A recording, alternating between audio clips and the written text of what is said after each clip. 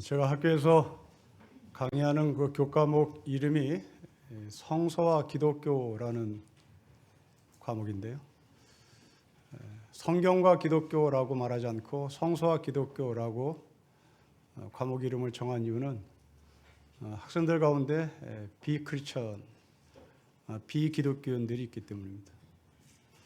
그들은 성경이라고 말하는 것에 대단히 거부감을 느끼고 있기 때문에 성경이 아니라 성서다, 책으로 보라라는 의미로 과목을 이름을 정했습니다. 그러나 저는 오리엔테이션 시간에 성서라고 말하지 않고 나는 성경이라고 말하겠다라고 학생들에게 말을 하고 시작하죠. 왜냐하면 저는 성서가 아니라 성경이 나의 삶의 기준이 되고 나의 삶의 표준이 되기 때문입니다.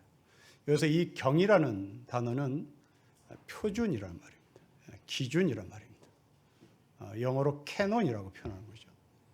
그러나 성서를 성경으로만 우리가 봐서는 성경을 이해하는데 대단히 한계점을 갖습니다. 경은 다시 말씀드리지만 표준입니다. 기준입니다. 그것이 절대가 아니란 말입니다. 이제 그 표준을 근거로 해석을 해야 될 숙제가 우리 안에 있습니다. 그것을 한문으로 전이라고 표현하죠. 그러니까 경전이라는 말은 표준을, 캐논을 해석을 해야 한다. 그것이 기독교인들이 경전이라 고백하는 성경이다라는 말입니다. 그러니까 경으로만 존재하는 것이 아니라 그 경을 해석해야 되는 전의 숙제가 우리에게 있는 겁니다. 그러면 해석을 하는 근거가 있어야 되겠죠. 여러 가지 접근 방법이 있겠으나 가장 쉬운 것은 그 책이, 그 경이 쓰여진 시대 상황, 이것을 알면 우리는 쉽게 그 경에 쓰여진 글들이 해석이 됩니다.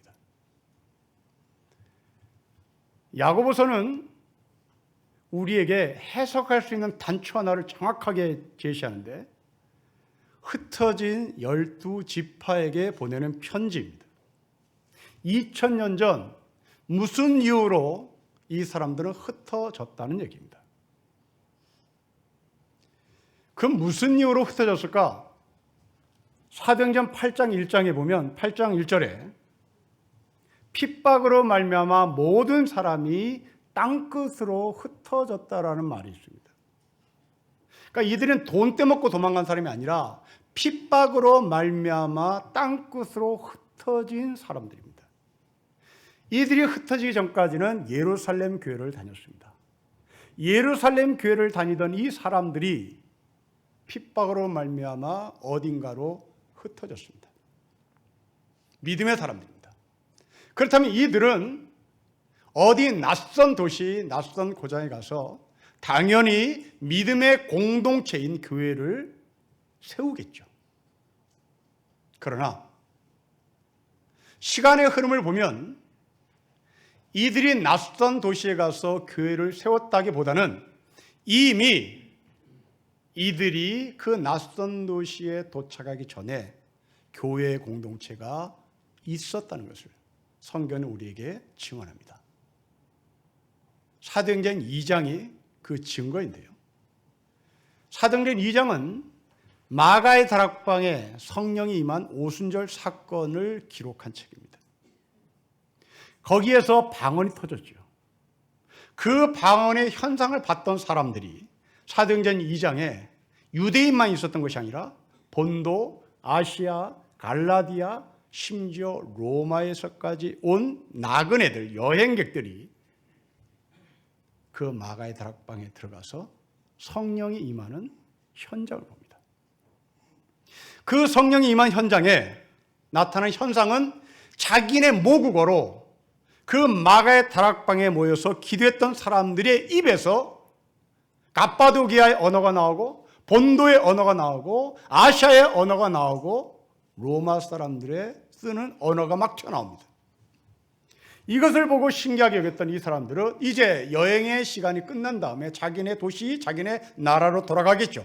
그 자기 나라로 돌아가서 이들은 예수 공동체에 교회 공동체를 세웠던 겁니다. 자, 이 배경을 들고 여러분 19절 말씀을 우리 다시 한번 읽어보겠습니다. 시작.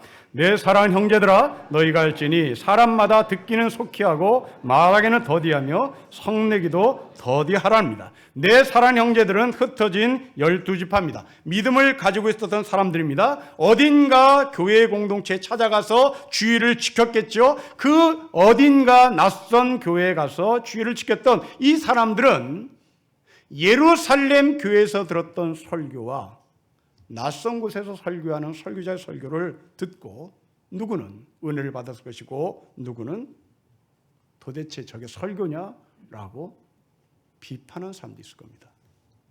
그러나 은혜를 받았을까? 저게 설교냐라고 말했을까? 확률적으로 보면 저게 설교냐라고 말할 가능성이 대단히 높습니다. 왜냐하면 예루살렘 교회의 설교자는 야고보였거든요. 예루살렘의 설교자는 베드로였습니다. 그 베드로가 설교를 하면 하루에 3,000명이 세례를 받습니다. 그러니까 얼마만큼 강력한 메시지가 전달됐는지 예루살렘 교회에서 예배를 드리는 사람들 가운데는 하루에 3,000명씩 예수를 믿고 세례를 받는 사람들이 나옵니다. 이런 설교를 들었던 이 흩어진 12지파가 어느 낯선 교회에 가서 낯선 설교자의 설교를 들으면 감히 느낌이 강하게 오지 않았겠죠. 심지어 그 흩어진 12지파 가운데는 스데반의 순교 현장에 있었던 사람도 있을 겁니다. 그 스데반이 어떻게 죽는지를 눈으로 목격한 사람도 있을 겁니다. 그런데 낯선 곳에 가서 예배를 드리고 신앙생활하는 그 누군가가 낯선 교회의 목사의 설교 중에 순교에 대한 이야기를 하자 이 사람이 속으로 말할 겁니다. 당신이 순교를 알아? 나는 스데반이 죽는 걸 봤다고. 그 이야기죠. 속에서 열불이 나고 대체 설교 좀 잘하라고. 나는 예루살렘 교회에서 베드로 설교를 듣고 왔다고. 나는 예루살렘 교회에서 야고보 설교를 듣고 왔다고. 당신 그게 설교를 하고 있는 거냐고. 하고 속에서 치솟아 오르는 겁니다. 이 사람들에게 야고보 말합니다. 여러분 19절 말씀을 다시 보십시오. 내 사랑하는 형제들아, 너희가 알지니 사람마다 듣기는 속히 하고 말하기는 더디하며 성내기도 더디하세요. 설교를 듣는 사람뿐만 아니라 설교를 하는 사람에게도 해당되는 이야기입니다. 설교자는 하나님의 말씀을 듣고 그 말씀을 성도들에게 전해야 하는 사람입니다. 하나님의 말씀을 듣는 겁니다. 그 하나님의 말씀을 듣는다는 것은 전의 숙제를, 전이라고 하는 영역의 숙제를 해야 되는 겁니다. 경을 손에 들고 전에 대한 영역 속에 해석을 해야 되는 실력을 갖춰야 되는 겁니다. 그런데 어떤 설교자는 하나님의 말씀을 듣지 않고 자기의 생각을 말하는 사람도 있습니다. 연구를 하지 않습니다. 해석을 하지 않습니다. 경을 얘기할 뿐입니다. 그 경을 문자로만 이야기하고 더 이상 없습니다. 저는 이런 설교를 설교라 말하지 않고 선동이라고 말하고 싶습니다. 설교를 하고 있는 것이 아니라 선동하는 설교자. 여기서 이 설교와 선동은 목사의 목소리 볼륨이 잔잔하느냐 강하냐 이게 아닙니다. 설교와 선동은 목사의 목소리에 기준하는 것이 아니라 하나님의 말씀을 제대로 해석하고 있느냐, 하나님의 말씀을 해석하지 않고 경으로만 사람들에게 이것이 하나님의 말씀이라고 외치느냐, 바로 그 말입니다. 오래전에 설교와 선동 사이에서라는 책을 쓴 정용선 목사라는 분의 말을 빌림이 이렇습니다. 이분은 인문학적 성서 읽기를 강조하는 분인데 한국 교회를 대표하는 목회자들의 설교에 나타난 공통적 문제점 몇 가지를 지적하는데, 첫째로 한국 교회의 대표적인 목사들의 설교는 성서 읽기에 아마추어리즘에 빠져 있다. 대단히 실력이 없다는 얘기입니다. 경만 얘기하는 것이고, 이 경에 근거해서 전에 대한 영역이 대단히 수준이 낮은 것으로 정리합니다. 성서 읽기의 가벼움, 과도한 열정이 설교를 왜곡시키는 주된 원인이다. 이런 사람들의 설교에는 신앙의 본질과 거리가 먼 기복주의, 성과 속의 이원론, 신앙의 도구와 같은 요소들이 교묘하게 들어가 있다. 또 하나님의 말씀 대신 설교자 자신의 경험과 인생관과 철학이 설교의 중심을 차지하는 경우가 많다. 이분은 이러한 설교를 설교가 아니라 선동이라고 주장하며 대표적인 목사 하나를 꼬집습니다. 뉴라이트를 주장하는 김진홍 목사에 대한 설교입니다. 이 김진홍 목사에 대한 설교를 성경의 아마추어즘에 빠져 있다고 말한 이 목사의 표현은 이렇습니다. 설교의 시작부터 마지막 순간까지 흔들림 없이 동일한 템포로 자신의 이야기를 끌어나가는 설교자. 이 사람은 목소리가 한결같습니다. 저처럼 오르락내락하지 않습니다. 그런데 선동입니다. 그 뒷이야기를 들어보십시오. 그의 설교에는 무협집처럼 영웅들만 설치고 있지 하나님이 눈에 보이지 않는다. 자, 이제 여러분들은 이것을 근거로 유튜브나 기독교 방송에 김진홍 목사의 설교를 들어보십시오. 정확합니다. 그 사람의 설교에는 하나님이 없습니다. 그 사람의 설교에는 영웅 무협지에 나오는 영웅들만 판칩니다. 최근에 설교를 선동으로 이용하고 있는 또 한 사람을 소개합니다. 전광훈 목사입니다. 이 사람은 2018년 작년 12월에 실촌 수양관에서 열린 목회자 집회에서 이렇게 설교를 했습니다. 3.1절 전까지 기필코 문제를 끌어낼 것이다.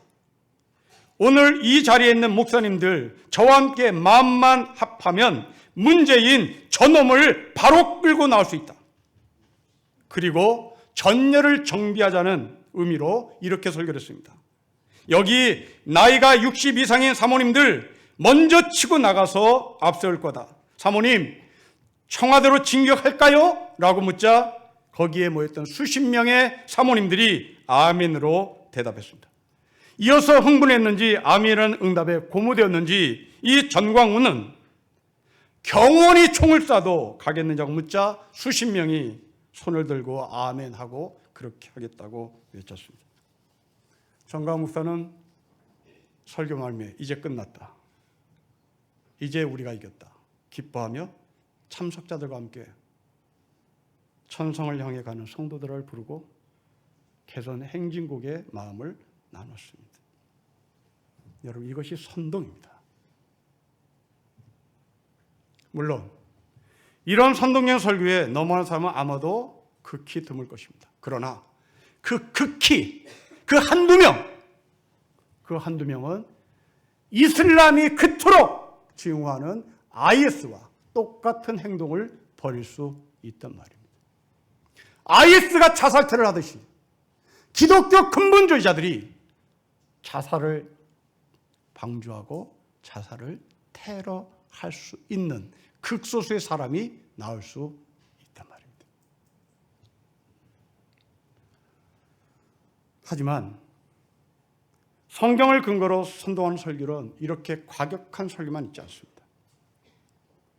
아주 교묘한 설교가 있습니다. 소위 번영신학을 근거로 설교하는 선동입니다. 이들은 헌금을 믿음의 씨앗이라고 설교를 합니다. 오럴 로버츠 목사의 이야기를 여러분들에게 드리겠습니다. 이 사람은 마태복음 13장 8절에 나오는 씨앗의 비유를 근거로 설교를 합니다. 100배의 보상이라는 설교 제목입니다.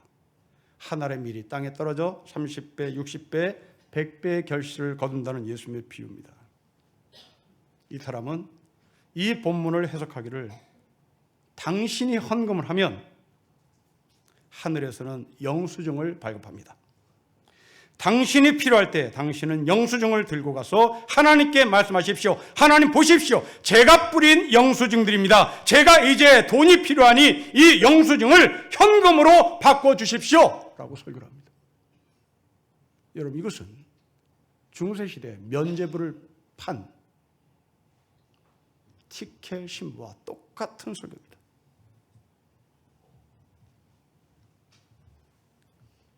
그 사람은 씨 뿌리는 이 씨앗의 비율을 잘못 해석한 거죠. 30배, 60배, 100배의 결실을 거두기 전에 봐야 할 성경 본문입니다. 씨가 죽어야 되는 겁니다. 씨가 죽어야 되는 겁니다. 그런데 이 오랄 로버츠는 씨가 죽는다는 데 초점을 맞추지 않습니다. 30배, 60배, 100배에 초점을 맞추며 이것을 얻고 싶은 사람은 헌금을 해서 하나님부터 영수증을 발급받으라고 선동합니다. 여러분, 왜 설교자들이 이런 서슴없는 막말, 선동, 비성경적인 해석을 할까? 두 가지입니다. 하나는 기도 부족, 또 하나는 자기 성찰 부족입니다.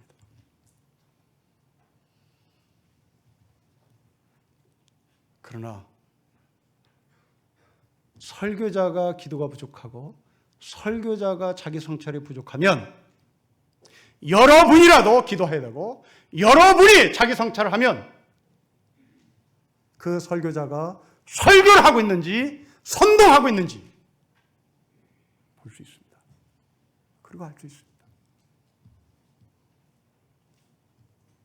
목사가 기도가 부족하고 목사가 자기 성찰이 부족한 채 그런 것이 없이 이것을 설교랍시고 내놓을 때 여러분들은 공부 좀 제대로 하시고 성경을 해석하세요라고 요구해야 하는 겁니다.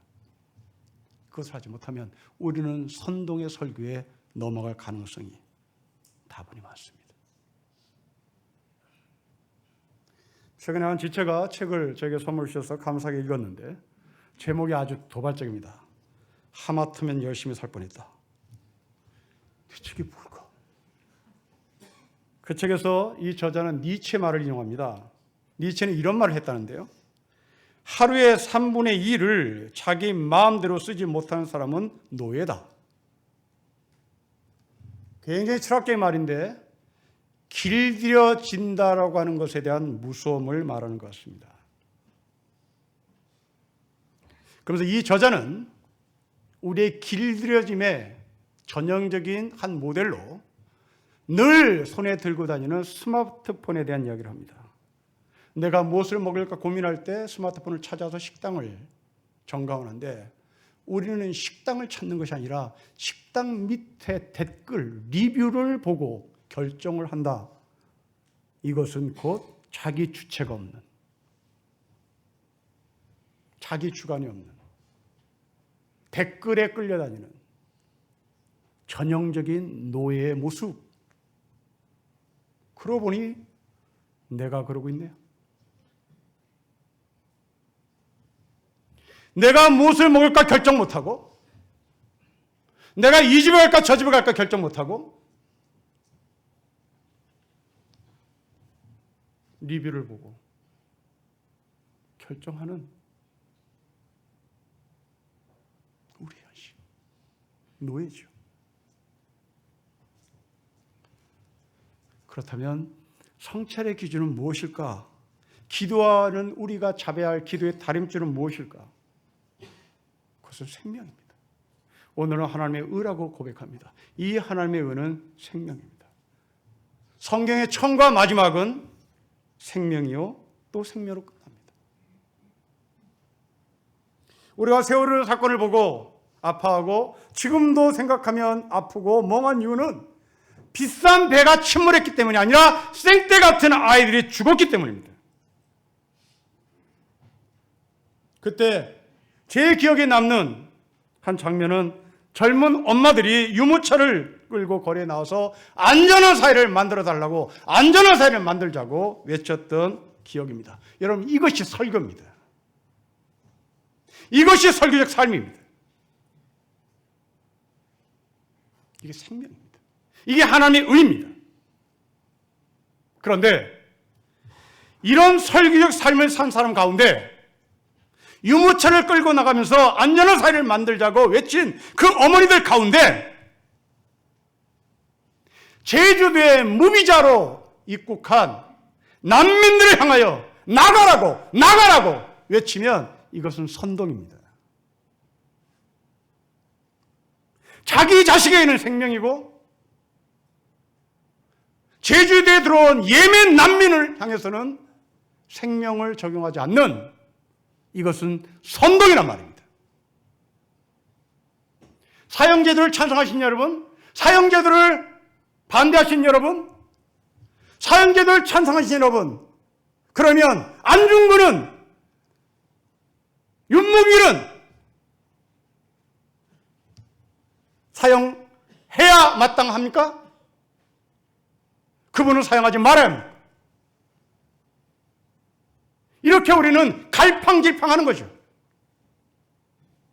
때로는 사형해야 된다고 얘기하며 또 때로는 윤무길 같은 안중근 같은 분은 독립투사니 일본이 잘못했다고 말을 하면 도대체 여러분의 기준은 어디에 근거한 것입니까? 성경은 우리에게 절대적 기준을 얘기합니다. 처음과 끝이 생명이다. 처음도 생명이고 마지막도 생명이다. 하나님의 일가 이렇다. 이게 설교입니다. 성경은 내 편, 네 편을 따지지 않습니다. 우리 모두가 다 소중한 생명입니다. 이 정신을 따르는 국제기구가 적십자사입니다. 적십자사는 전쟁터에 나가서 피하 구분을 하지 않습니다. 무조건 다친 군인을 살려냅니다. 한국사에서 이렇게 아름다운 삶을 보여준 한 기업을 소개하고 싶습니다. 유한양행이라는 회사입니다. 1997년 그 끔찍한 IMF를 만나 대량 해고 사태가 있었을 때입니다. 끔찍합니다. 끔찍한 현대 역사의 기억입니다. 지금 30대 중후반 젊은이들은 자기 아버지가 길거리로 내몰리는 것을 눈으로 직접 목격했던, 그래서 이들의 마음속에 깊이 각인된 것은 돈이 없으면 우리는 죽는다. 돈이 없으면 우리는 길거리에 내몰린다. 이 돈에 대한 소중함이 이들의 머릿속에 깊이 각인된 사람들입니다. 돈이 우상일 수밖에 없고 돈이 하나님일 수밖에 없는 삶을 이들은 몸으로 체험했던 사람들입니다. 그런데 이 젊은이들 가운데 예수를 믿고 돈을 우상으로 삼지 않으려고 애를 쓰는 걸 보면 기성세대인 저는 존경스럽기까지 합니다. 그들에게 격려를 보냅니다. 그들을 진심으로 축복합니다. 우리 어른들보다 훨씬 나은 사람들입니다. 우리는 그런 경험을 해본 적이 없습니다.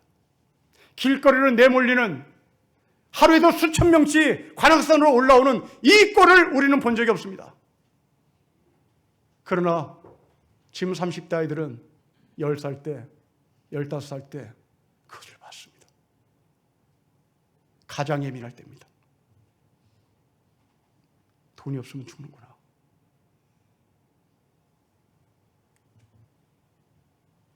이렇게 대량 해고 사태가 벌어졌을 때 유한양행은 직원을 버리기보다 함께 살아남는 방법을 택했습니다. 그 근거는 기독교 가치였습니다. 기독교 가치가 무엇입니까? 상한 갈대를 꺾지 아니하시는 하나님입니다. 여러분, 이 세상은 힘없는 사람부터 내치지만 하나님은 그냥 갈대도 아닌 상한 갈대도 꺾지 않으십니다.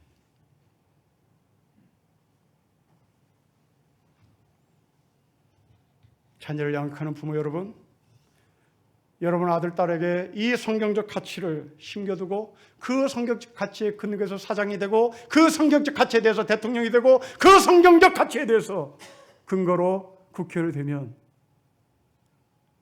이 땅은 얼마나 아름다운 땅이 될까요? 자녀 교육에 대해서 깊이 생각을 하게 만들었던 스카이캐슬이라는 드라마가 있습니다. 그 드라마에 한 대학 교수가 나오죠. 쌍둥이 아들을 두고 있습니다. 학기 말고사가 되자 온갖 비싼 돈을 들여서 시험 정보를 다 받았습니다. 그리고 아이들에게 줬습니다. 1등하라고 준 것이죠. 아이들은, 마음 착한 아이들은, 그 두 아들은 자기 친구들과 이 정보들을 공유했습니다. 그러자 쌍둥이 아빠는 이렇게 말합니다. 그 아이들은 친구가 아니라 적이야.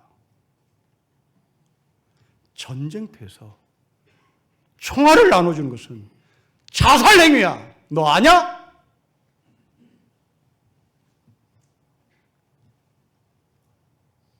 아마도 이런 영향을 받은 우리 아이들은 게임을 해도 서바이벌 게임에 미쳐 있는 것 같습니다. 죽느냐 사느냐. 이것을 게임으로부터 체득하고 학교로부터 듣고 부모로부터 듣고 학교는 전쟁터야. 총알 나누면 너 죽는 거라고. 선동입니다.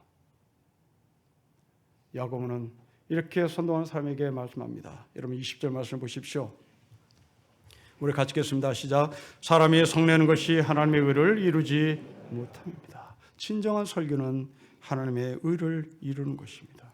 진정한 설교적 삶은 하나님 나라를 만들어 가는 것입니다.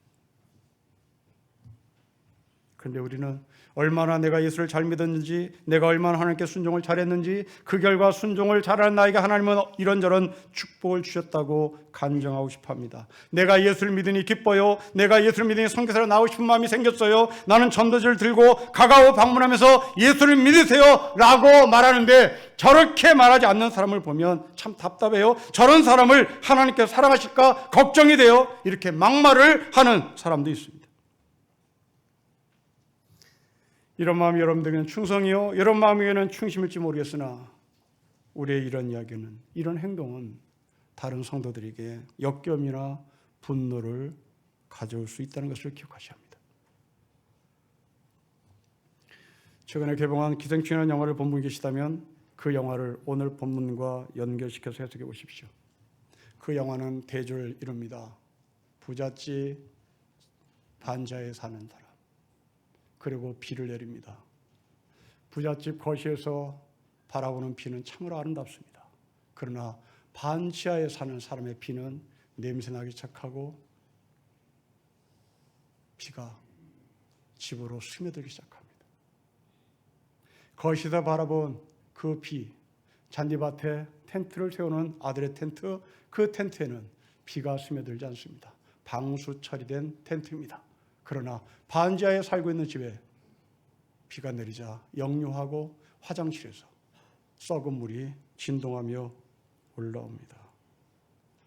거기에 나오는 부잣집은 나쁜 사람 아닙니다. 마음 착한 사람입니다. 남을 배려할 줄 아는 사람입니다. 그러나 단 조건 하나가 있습니다. 선을 넘지 마라. 이렇게 말하며 이 사람은 자기 집 기사에게 말을 하는 그 말 속에서 선을 계속 넘고 있습니다. 그 선을 넘는 표현은 당신 몸에서 무슨 지하방 냄새가 나? 당신 몸에서 지하철 타는 지하철 냄새가 나?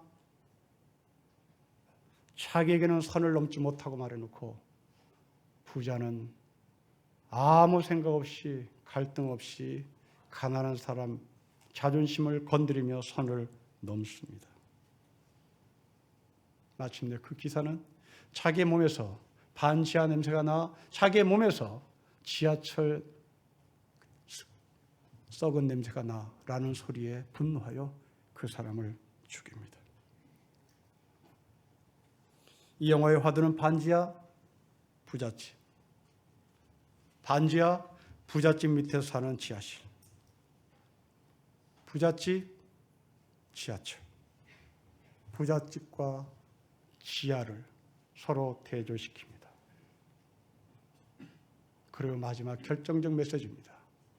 반지하에 사는 사람들아, 당신은 지상으로 올라올 수 없어 라는 메시지를 전달하기 위하여 돌덩이 하나를 손에 쥐게 합니다. 정말 그럴까요? 세상은 그렇게 말할 것입니다. 그리고 현실은 그 지역방에서 올라오지 못할 가능성은 90% 이상입니다. 그것은 맞습니다. 그러나 성경은 그 현상을, 그 현실을 그렇게만 말하지 않습니다. 고린도후서 2장 14절부터 16절에 이런 말씀을 바울이 합니다. 항상 우리를 그리스도 안에서 이기게 하시고 우리로 말미암아 각처에서 그리스도를 아는 냄새를 나타내시는 하나님께 감사하노라. 우리는 구원받는 자들에게나 망하는 자들에게나 하나님 앞에서 그리스도의 향기니 이 사람에게는 사망으로부터 사망에 이르는 냄새요 저 사람에게는 생명으로부터 생명에 이르는 냄새라. 누가 이 일을 감당하리요? 반지하에 살고 있는 사람이나 부잣집 사람이나 모두가 다 예수 그리스도의 향기를, 반지하에 사는 그 지하의 냄새가 아니라, 부잣집에 살고 있는 그 비싼 향수의 냄새가 아니라 이 모두에게 주신 예수 그리스도의 냄새, 예수의 향기. 바울은 이것을 얘기합니다. 저는 그 영화를 보고 뭔가 개의치 못한 마음을 들고 영화관을 나왔습니다. 집사람도 차 안에서 내내 영화 장면이 기억나서 괴로워했습니다. 아마도 이 영화를 본 여러분들의 공통된 마음일 것 같습니다. 왜 그럴까요? 왜 그럴까요? 그 영화의 마지막 장면이 우리 기독교 가치와 충돌되기 때문입니다. 그 마지막 영화 결말이 나는 나대로 살겠어. 그랬으면 이야기는 달라졌을 겁니다. 하지만 그 기사의 아들은 내가 돈을 많이 벌어서 지하실에 있는 우리 아버지를 구출하겠어. 그렇게 계획을 세웁니다. 그 계획은 이루어지지 않았습니다. 차라리 내 방식대로 살 거야.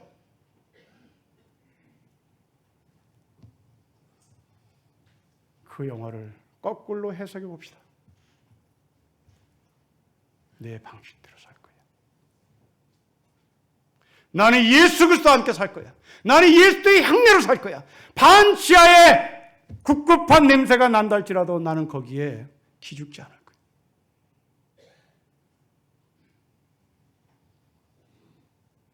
사도 바울의 마지막 결론입니다. 누가 이 일을 감당하리요? 누가 이 일을 나의 신앙 고백으로 고백할 수 있어요?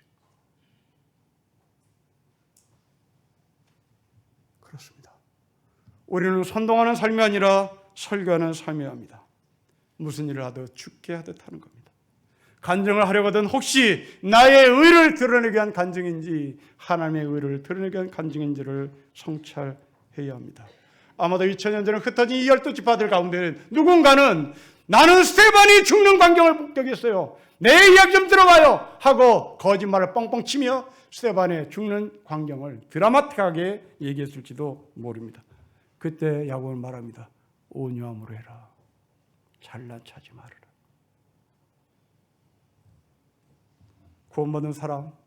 구원받은 사람답다라는 말, 그 사람은 헌금을 많이 했느냐 봉사를 많이 했느냐가 아니라 여러분 삶 가운데 거룩하고 의로운 삶을 살고 있느냐를 증명하는 겁니다. 시간 없습니다. 시간은 화살처럼 지나가고 있습니다. 때를 놓치면 끝납니다. 농부를 보십시오. 씨 뿌리는 날을 정확히 잡지 못하면 1년 농사 망칩니다. 가을 추수하는 날을 제대로 잡지 못하면 가을 추수 다 망합니다. 경기하는 자도 마찬가지입니다. 경기의 포인트를 정확히 잡지 못하면 그 사람은 지게 되어 있습니다. 여러분의 인생 그렇게 많지 않습니다. 때가 있습니다. 잡아야 합니다. 바로 그 자리에서 우리는 거룩함을 드러내야 합니다. 하나님의 의를 드러내야 합니다. 설교적 삶을 살아야 되는 것입니다. 선동꾼을 조심합시다. 선동하는 교묘한 설교자들의 설교를 구분합시다. 그러기 위해서는 우리는 기도와 성찰이 필요합니다. 내가 하나님의 의를 이루고 사는지를 기도하는 가운데, 자기를 성찰하는 가운데 하나님의 뜻을 구하는 우리 모두가 되시기를 주의 이름으로 축복합니다. 기도하겠습니다. 시간 없습니다. 하나님, 거룩한 성도, 의로운 성도, 설교적 삶을 사는 성도, 생명을 처음부터 끝까지 외치는 성도로 살게 해 주십시오. 주 예수 그리스도의 이름으로 기도합니다. 아멘.